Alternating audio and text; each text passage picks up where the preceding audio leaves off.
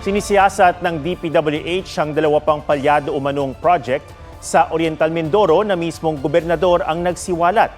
Ibang kumpanya ang contractor sa mga ito pero nasisilip ang koneksyon ng dalawang opisyal ng DPWH.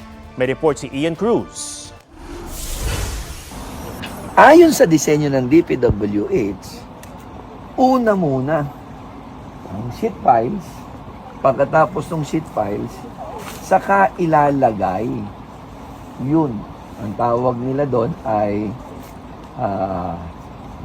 ito, foundation field ng sa ilalim, ang tawag nila dyan, geotextile. Mismong si Governor Bons Dolor ang nagsiwalat ng dalawa pang palyadang flood control project sa Nauhan, Oriental Mindoro.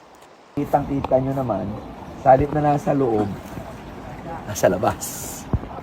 Ito yan ha, hindi tayo nagawa niyan.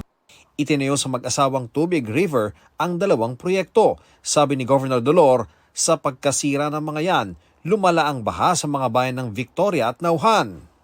New Big 4J ang kontraktor ng dalawang proyekto. Parehong sinimulan noong February 11, 2023 at ginastusan ng mahigit 210 million pesos bawat isa. Ang isa ay natapos ng February 5, 2024.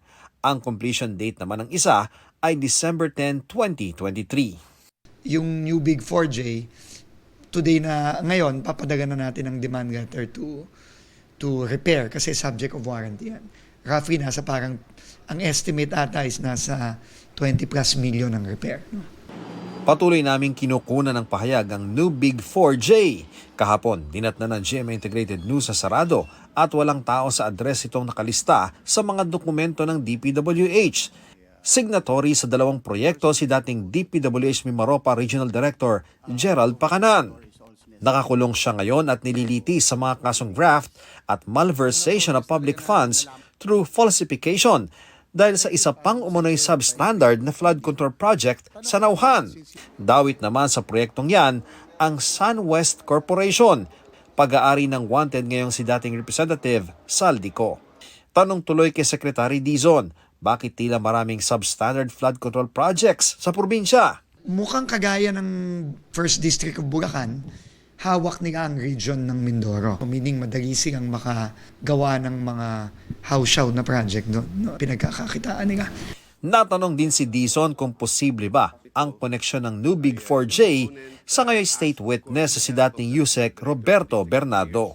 Posible kasi magapit na-establish na si former RD Pacanan magapit kay Yusek Bernardo. Kahit na nasa witness protection program si Yusek Bernardo, yung mga ganyang mga impormasyon kailangan natin yung imbestigahan. Sinisikap pang makuna ng reaksyon si Bernardo. Ian Cruz nagbabalita para sa GMA Integrated News.